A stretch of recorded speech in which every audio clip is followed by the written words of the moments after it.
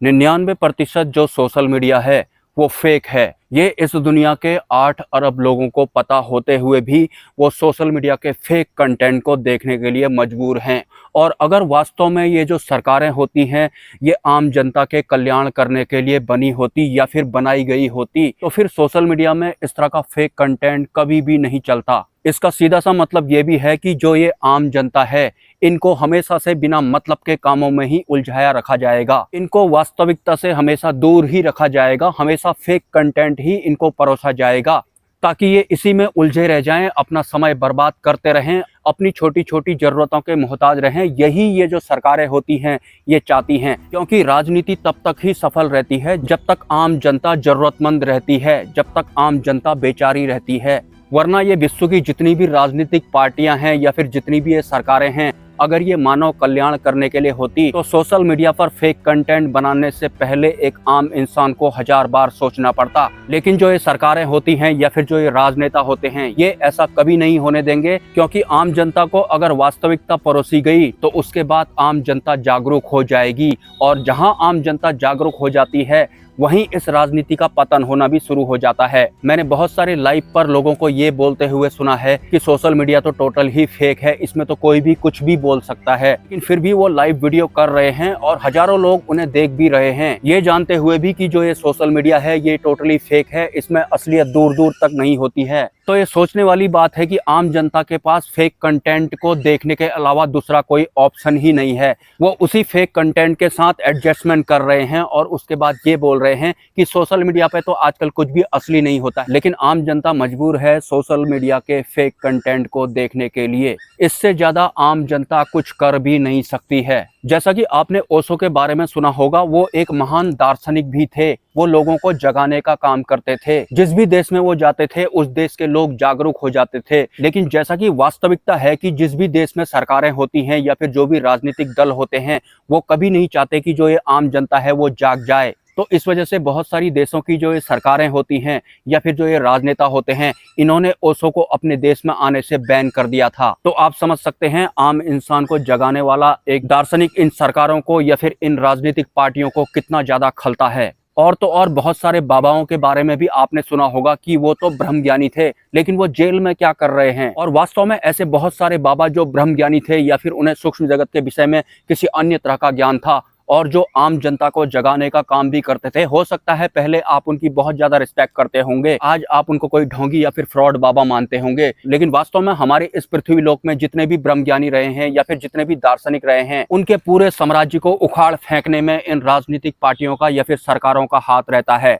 क्योंकि बहुत तेजी से अगर इस पृथ्वी लोक के इंसान जागना शुरू हो गए तो उसके बाद राजनीति का पतन निश्चित होता है। तो इससे पहले कि राजनीति का पतन होना शुरू हो जाए उससे पहले ही ये किसी साधु बाबा को, जो कि बहुत ही उच्च स्तर के होते हैं, ब्रह्मज्ञानी होते हैं या फिर दार्शनिक होते हैं, उन्हें ये घुमा फिराकर कुछ ऐसे फंसा देते हैं। उसके बाद जो आम जनता होती है वही उनके खिलाफ खड़ा कर दी जाती है। और आम जनता जो अपने परिवार तक ही सीमित रहती है, जैसे ही आम जनता को राजनीति का रहस्य पता लगता है या फिर इनकी असलियत पता लगती है या फिर आम जनता का सरकारों से विश्वास टूटने लगता है, तो फिर आपको यकीन नहीं होगा ये राजनेता दूसरे देश के राजनेता से मिलकर युद्ध करवा देते हैं और परिस्थिति कुछ ऐसी बना देते हैं कि आम जनता और भी ज्यादा जरूरतमंद बन जाती है और भी ज्यादा बेचारी बन जाती है। उसके बाद जरूरतमंद और बेचारी जनता की भीड़ से एक शहंशाह की तरह कोई नया राजनेता उत्पन्न हो जाता है और बोलने लगता है कि मैं हूं, मैं तुम्हारा विकास करूंगा, मैं तुम्हारा ख्याल रखूंगा, और फिर से राजनीति चालू हो जाती है। और एक बात मैं आपको इस मुंबई के बारे में भी बताना चाहता हूँ। मुंबई में आपने बहुत सारे कामयाब लोगों को देखा होगा। आपने सुना होगा कि मुंबई जाने के बाद बहुत सारे लोगों की किस्मत चमक गई, वो खरबपति बन गए या फिर वो बहुत बड़े स्टार बन गए। लेकिन वास्तव में मुंबई में जो आपको 70% बहुत बड़े बड़े स्टार दिखाई पड़ते हैं उनकी कामयाबी में एक बहुत बड़ी नेगेटिव ऊर्जा का हाथ है। जैसा कि हमारे इस कलिग्रस्त पृथ्वी लोक का हर इंसान कुछ भी करके सफलता प्राप्त करना चाहता है, भले ही उसे किसी बड़ी नेगेटिव ऊर्जा का ही साथ क्यों ना चुनना पड़े। तो मुंबई यानी कि माया नगरी में जो बहुत सारे 70% बड़े बड़े स्टार हैं वो नेगेटिव ऊर्जा द्वारा बनाए गए हैं। लेकिन नेगेटिव ऊर्जा के तालमेल के साथ कामयाब होने वाले लोगों को एक दिन एक बहुत बड़ी कीमत भी चुकानी पड़ती है। लेकिन जो कलिग्रस्त इंसान होते हैं, जो हर हाल में कामयाब होना चाहते हैं, वो अपने फ्यूचर की परवाह भी नहीं करते, वो कुछ भी करके बड़े स्टार बन जाते हैं। नेगेटिव ऊर्जा का साथ चुनकर वो बड़े स्टार बने हुए हैं। वो एक बहुत बड़ी नेगेटिव ऊर्जा है और माया द्वारा उसका संचालन किया जाता है। हालांकि इस विषय पर विस्तार से एक बड़ा वीडियो मैं बहुत जल्दी बनाने वाला हूं। और तो और मुंबई में यानी कि माया नगरी में भले यानी कि शरीफ लोगों का पत्ता साफ करने के लिए नेगेटिव ऊर्जाओं का सहारा लिया जाता है, क्योंकि जो नेगेटिव शक्तियां होती हैं या फिर जो बुरे लोग होते हैं वो भले इंसानों को बिल्कुल भी पसंद नहीं करते हैं, वो कुछ भी करके उनको रास्ते से हटा देते हैं। और माया नगरी के बहुत सारे फिल्म स्टार जिनकी मौत का रहस्य आज तक सुलझा ही नहीं हुआ है और उनकी डेड बॉडी को देखने से ऐसा लगता है कि पता नहीं कौन से जानवर ने इन पर हमला किया था। तो वो सब काम भी लालची प्रवृत्ति के जो इंसान माया नगरी में जाते हैं कि कुछ भी करके उनको सफल होना है, जलन के मारे वो उस नेगेटिव ऊर्जा का प्रयोग करके भले इंसानों को अपने रास्ते से हटा देते हैं। ज्यादा बोलने की जरूरत नहीं है, क्योंकि समझदार को इशारा काफी और बच्चे को गुब्बारा काफी। मतलब जो माया नगरी है उसका नाम माया नगरी खाली ऐसे ही नहीं रखा हुआ है और गुप्त रूप से ये काम चलता है। जो नेगेटिव ऊर्जाओं को चुन लेता है फिर पॉजिटिव ऊर्जाओं को या फिर पॉजिटिव इंसानों को पसंद नहीं करता है। जैसा कि आपने आम जिंदगी में भी देखा होगा,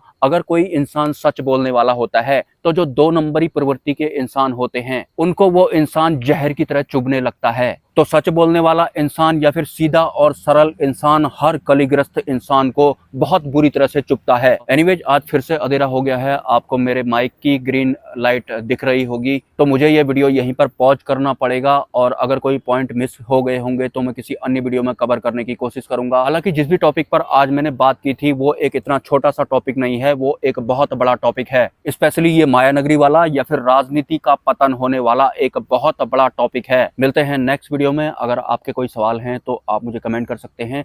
अगर आप इस चैनल को सपोर्ट करना चाहते हैं तो इसी वीडियो के कमेंट सेक्शन में आपको एक QR कोड मिल जाएगा या फिर कम्युनिटी पोस्ट में भी एक QR कोड देखने को मिलेगा। किसी अन्य वीडियो में मेरा मोबाइल नंबर आपको देखने मिलेगा। स्वेच्छा से आप सपोर्ट कर सकते हैं, कोई ज़बरदस्ती नहीं है। मिलते हैं नेक्स्ट वीडियो में। ब्रह्मा, विष्णु, महेश, जय मां पराशक्ति। ये जो बंदर है ना उसी तिलकधारी का छोटा भाई है।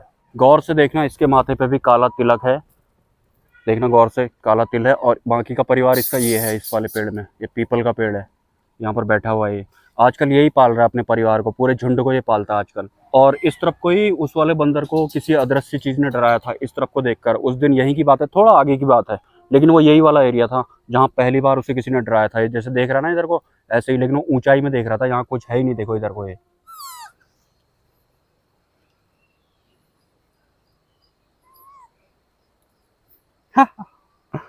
ये देखो सबके सब कैसे देख रहे हैं मेरे को। ये वो क्यों आए? वो क्यों आए? ये बाइक में बैठेगा, गुड बॉय।